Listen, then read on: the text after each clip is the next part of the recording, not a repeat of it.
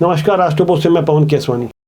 आज सुबह सुबह लीलाराम भोजवानी जी के निधन की एक दुखद खबर आई। छत्तीसगढ़ और मध्य प्रदेश जब एक हुआ करते थे, तब उस अविभाजित मध्य प्रदेश के जमाने में श्रम मंत्री रहे लीलाराम भोजवानी की गिनती भाजपा के बेहद सौम्य और सुलझे हुए नेताओं में होती थी। पत्रकारिता का एक लंबा कैरियर और अनेक सामाजिक और मानव सेवी संगठनों से जुड़े हुए लीलाराम भोजवानी की असल पूंजी थी उनका कुशल व्यवहार और मृदु भाषिता। 82 साल की अवस्था में उनका निधन रायपुर के एक निजी अस्पताल में इलाज के बाद राजनांदगांव लाते वक्त रास्ते में हो गया। वे छत्तीसगढ़ की राजनीति का एक ऐसा सौम्य चेहरा था जिसे भारतीय जनता पार्टी के अलावा विपक्षी कांग्रेस के नेता भी पसंद किया करते थे। उनके निधन पर राष्ट्रपोस्ट परिवार की ओर से हम उन्हें श्रद्धांजलि देते हैं।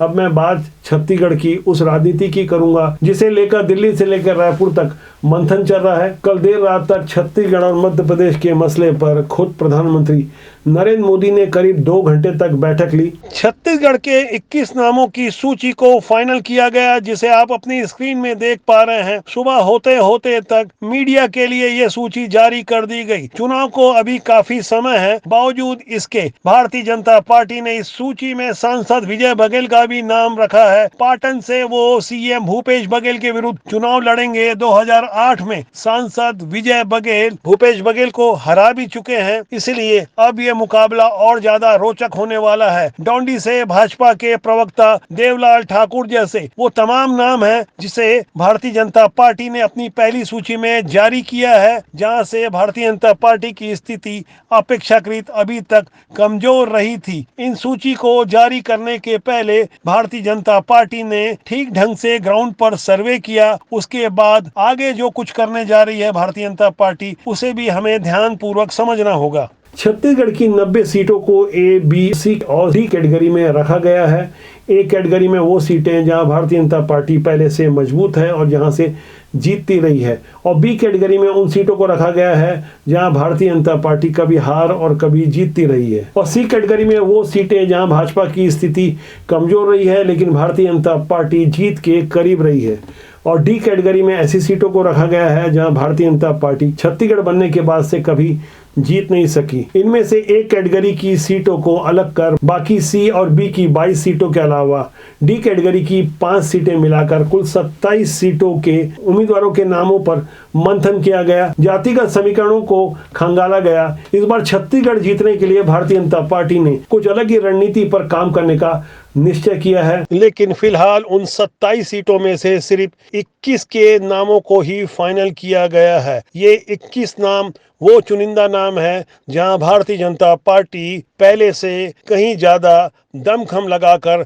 चुनाव लड़ेगी और हर हाल में इन हारी हुई सीटों को जीतने की कोशिश करेगी। दिल्ली में जो हाई लेवल की मीटिंग हुई उसमें पीएम नरेंद्र मोदी के साथ भारतीय जनता पार्टी के राष्ट्रीय अध्यक्ष जेपी नड्डा के अलावा छत्तीसगढ़ में भाजपा की चुनाव समिति के सह प्रभारी और केंद्रीय स्वास्थ्य मंत्री मनसुख मंडाविया और भाजपा के प्रदेश प्रभारी ओम प्रकाश माथुर, प्रदेश अध्यक्ष अरुण साव, नेता प्रतिपक्ष नारायण चंदेल, 15 साल वाले मुख्यमंत्री के अलावा युवा महामंत्री विजय शर्मा और ओपी चौधरी तो मौजूद थे, लेकिन छत्तीसगढ़ से आने वाली राष्ट्रीय उपाध्यक्ष सरोज पांडे को इस बैठक से दूर रखा गया था। यह बहुत बड़ा राजनीतिक संकेत था। इस बैठक में क्षेत्रीय संगठन महामंत्री अजय जामवाल और प्रदेश संगठन महामंत्री पवन साय भी मौजूद थे। दरअसल भारतीय जनता पार्टी ने अब की दिवाली में नए पटाखों के इस्तेमाल का असर देखने का मन बना लिया है। शायद यही कारण रहा होगा कि सरोज पांडे जैसे पुराने छत्रपों को इस बैठक से दूर रखकर एक नया राजनीतिक संकेत दिया था,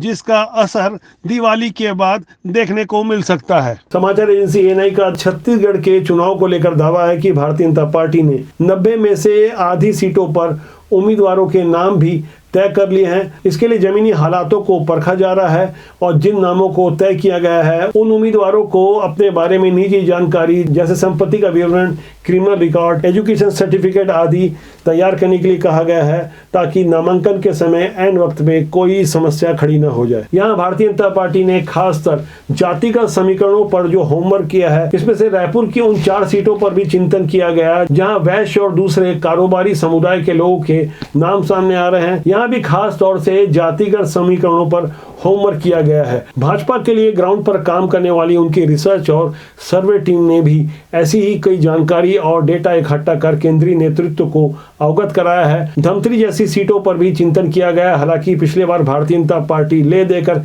किसी तरह से वहां 450 वोट से जीती थी। रंजना साहू वहां भारतीय जनता पार्टी की विधायक हैं। यहाँ गौर करने वाली बात यह है कि धमतरी में हुए कुल 13 चुनाव में 2 बार ही साहू समाज के प्रत्याशी विजयी हुए हैं, जबकि यहाँ साहू समाज की अच्छी खासी तादाद है। बावजूद इसके वहां दिगर समाज के ऐसे उम्मीदवार चुन के आते रहे हैं जिन्हें अल्पसंख्यक कहा जाता है। ऐसी सीटों पर ऐसे चौंकाने वाले नतीजे पर भी भारतीय जनता पार्टी का खासा ध्यान है और खासा अध्ययन किया गया। साजा जैसी सीट जहां से कद्दावर मंत्री रविंद्र चौबे चुनकर लगातार आते रहे हैं, इस इलाके में भी साहू और लोधी मतदाता बड़ी संख्या में हैं। बावजूद इसके वहां जातिगत समीकरण नहीं बैठता। ऐसी सीटें जहां जातिगत समीकरण काम नहीं कर रहा था और उन समीकरणों के काम नहीं करने के कारणों पर भी अध्ययन किया गया। वहां सैद्धांतिक और व्यवहारिक दोनों पक्षों का अध्ययन किया गया। जमीनी हालात और जमीनी मुद्दों को समझने की कोशिश की गई। उसके बाद दावेदारों के व्यवहार, उनके व्यक्तित्व और उनकी जमीनी पकड़ के बारे में भी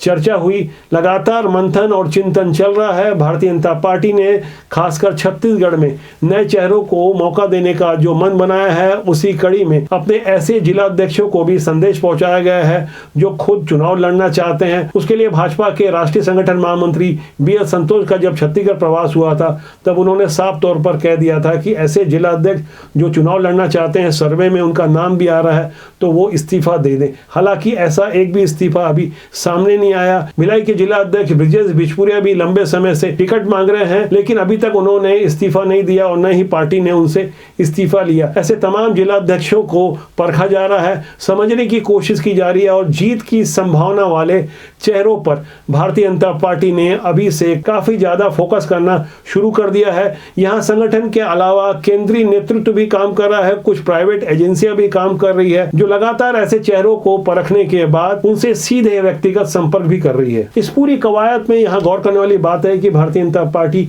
पहले से कहीं ज्यादा इस बार अलर्ट मोड में नजर आ रही है। जो तैयारियां चल रही है वो आमतौर पर चुनाव की तारीखें घोषणा होने के साथ की जाती है, लेकिन अब जो तैयारी चल रही है वो तकरीबन 2.5 से 3 महीना पहले चल रही है। जिस तरह से प्रत्याशियों के नामों को किस्तों में जारी किया जा रहा है, यानी कमजोर सीट वाले प्रत्याशियों को नाम को जिस तरह से पहले सार्वजनिक किया जाएगा, तो जाहिर तौर पर भारतीय जनता पार्टी को यहाँ गुटबाजी और जातिगत समीकरणों को परखने का मौका भी मिलेगा। और यदि कोई नुकसान की संभावना समझ में आई या भीतर घात समझ में आया, तो उसके पहले उपचार की भी तैयारी कर ली जाएगी। इन सब कवायदों के साथ भारतीय जनता पार्टी ग्राउंड पर भी लगातार खुद को एक्टिव करने के मूड में है। 1 से 15 सितंबर तक विजय संकल्प यात्रा निकाली जा रही है। 2 अलग अलग आदिवासी इलाके सरगुजा और बस्तर से ये 2 यात्राएं निकलेगी, जो 15 दिन में सभी 90 विधानसभा सीटों से होकर गुजरेगी। भाजपा की ऐसी तैयारियों को देखकर कांग्रेस ने भी कमर कस ली है। कांग्रेस की ओर से भी अपने प्रत्याशियों के नामों का ऐलान भाजपा की तरह किस्तों में जारी किया जाएगा। हालांकि कांग्रेस यह फार्मूला कर्नाटक चुनाव में भी अपनाया था, जहां प्रत्याशियों के नामों का ऐलान चुनाव के कई महीने पहले कर दिया गया था। आमतौर पर यह तकनीक बहुजन समाज पार्टी की ओर से अपनाई जाती रही थी। भाजपा के लिए छत्तीसगढ़ के दृष्टिकोण से गौर करने वाली बात यह है कि 15 साल मुख्यमंत्री रहे डॉक्टर रमन सिंह सारी बड़ी बैठकों में बुलाए तो जाते हैं, लेकिन अरुण साहू और नारायण चंदेल जैसा वो छत्तीसगढ़िया चेहरा जिसे लेकर कांग्रेस की ओर से दम्भ भरा जाता है और दावा किया जाता है कि हम छत्तीसगढ़िया संस्कृति के लिए काम करते हैं। ऐसे में भारतीय जनता पार्टी ने अपनी दूसरी और तीसरी पीढ़ी के ऐसे नेताओं को जमीन पर उतारने का फैसला किया है, मन बनाया है, जिन्हें लेकर उनके विरोधी कांग्रेसी भी उंगली नहीं उठा सकते। कुछ ऐसी रणनीति की परिणति है कि अभी तक भाजपा के प्रदेश अध्यक्ष अरुण साहू और महासचिव पुराने IAS OP चौधरी जैसे नेता जब कांग्रेस के CM भूपेश बघेल पर सीधा प्रहार करते हैं, कांग्रेस की नीतियों की तीखी आलोचना करते हैं, तो कांग्रेस के रणनीतिकार और उनके नेता उनका नाम लेकर उन पर सीधा प्रहार करने से बचते हैं। आमतौर पर तीखे प्रहार का प्रतिकार